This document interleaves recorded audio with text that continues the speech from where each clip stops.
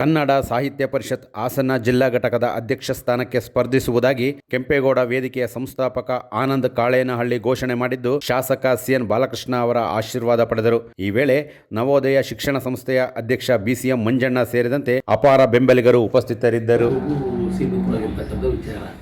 ಜಿಲ್ಲಾ ಲೆವೆಲ್ ಕೂತ್ಕೊಂಡು ಎಲ್ಲರೂ ಒಂದು ಕನ್ಯೂನ್ಯವಾಗಿ ಕೂತ್ಕೊಂಡು ಮಾತಾಡೋದು ನನ್ನ ಅಭಿಪ್ರಾಯ. ಈಗ ಒಂದು ನಿಮಿಷ ಏನಾಗಿದೆ, ತಮ್ಮ ಗಮನಕ್ಕೆಲ್ಲ ಗೊತ್ತಿರೋದು ಈಗೇನಾಗಿದೆ,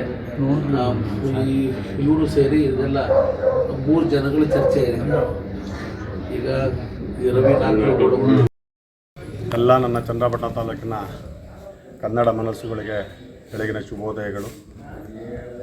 ಇವತ್ತಿನ ಏನು ವಿಚಾರ ಅಂದರೆ, ಹಾಸನ ಜಿಲ್ಲಾ ಕನ್ನಡ ಸಾಹಿತ್ಯ ಪರಿಷತ್ತಿನ ಅಧ್ಯಕ್ಷರ ಚುನಾವಣೆ ಬರ್ತಾ ಇದೆ. ನಾನು ಒಬ್ಬ ಆಕಾಂಕ್ಷಿಯಾಗಿ ನಮ್ಮ ತಾಲೂಕಿನ ಮೊದಲನೇ ಪ್ರಜೆ ಜನಪ್ರಿಯ ಶಾಸಕರಾದ ಸಿಎನ್ ಬಾಲಕೃಷ್ಣ ಅವ್ರ ಮನೆಗೆ ಬಂದು ಅವರ ಅನುಮತಿ ಪಡೆದು ನಾವು ಮುಂದೆ ಏನಾದರೂ ನಾವು ಹೆಜ್ಜೆ ಇಡಬೇಕಂದ್ರೆ ಅವರ ಅನುಮತಿ ಎಲ್ಲ ಸರ್ವಪಕ್ಷಗಳ ಎಲ್ಲ ನಾಯಕರುಗಳನ್ನ ಮುಂದೆ ಭೇಟಿ ಮಾಡ್ತೀನಿ. ಈ ನನ್ನ ಕನ್ನಡ ತೇರು ಎಳೆಯೋದಕ್ಕೆ ಎಲ್ಲ ಕನ್ನಡ ಸಾಹಿತ್ಯ ಪರಿಷತ್ತಿನ ಕನ್ನಡ ಮನಸ್ಸುಗಳು ನನಗೆ ಸಹಾಯ ಮಾಡಬೇಕು. ನನ್ನ ಮೊದಲನೇ ಆದ್ಯತೆ ಏನು ಅಂದರೆ, ಇದನ್ನು ನಾನು ಭರವಸೆ ಕೊಡ್ತಾ ಇಲ್ಲ, ಇದು ಚುನಾವಣೆ ಒಂದು ಘೋಷಣೆ, ಇದು ವಿಚಾರ ಅಲ್ಲ. ನಮ್ಮ ಏನು 7 ತಾಲೂಕುಗಳಲ್ಲಿ 2 ತಾಲೂಕಲ್ಲಿ ಮಾತ್ರ ಬನ್ನಿ ವಾಸಣ್ಣ ಬನ್ನಿರಿ ತಾಲೂಕುಗಳಲ್ಲಿ 2 ಮಾತ್ರ ಬನ್ನಿ ಮುಂದೆ ಬನ್ನಿ 7 ತಾಲೂಕಲ್ಲಿ 2 ತಾಲೂಕಲ್ಲಿ ಮಾತ್ರ ಕನ್ನಡ ಸಾಹಿತ್ಯ ಭವನ ಇದೆ. ಒಂದು ಆಲೂರಲ್ಲಿ, ಒಂದು ಹಾಸನಲ್ಲಿ.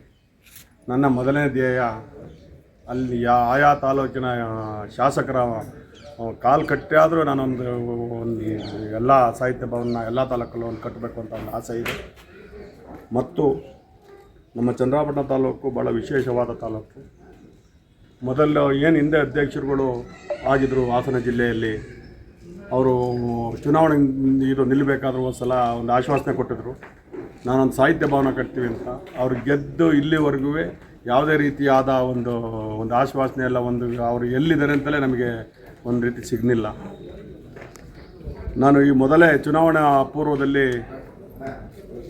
ಪೂರ್ವದಲ್ಲೇ ನಾನು ಯಾವುದನ್ನೂ ಆಶ್ವಾಸನೆ ಕೊಡೋಕ್ಕೆ ಹೋದಿಲ್ಲ. ನಾನು ಕನ್ನಡ ತೆರೆಯಲಿಕ್ಕೆ ನಾನು 21 ವರ್ಷದಿಂದ ಕನ್ನಡದ ಕಟ್ಟಾಳು, ಕನ್ನಡ ಪರ ಹೋರಾಟಗಳಲ್ಲಿ ನಾನು ತೊಡಗಿಸ್ಕೊಂಡಿದ್ದೀನಿ. ಆದ್ದರಿಂದ ಎಲ್ಲ ನನ್ನ ಪ್ರೀತಿಯ ಕನ್ನಡ ಮನಸ್ಸುಗಳು ನನಗೆ ಬೆಂಬಲ ಸೂಚಿಸಬೇಕಾಗಿ ಕೇಳ್ಕೊತೀನಿ. ಎಲ್ಲ ನಮ್ಮ ಚನ್ನರಾಯಪಟ್ಟಣ ತಾಲೂಕು ಎಲ್ಲ ಪ್ರತಿಯೊಬ್ಬರೂ, ಅದು ಹೆಸರು ಹೇಳೋದನ್ನ ದಯವಿಟ್ಟು ಬೇಜಾರು ಮಾಡ್ಕೊಬೇಡಿ.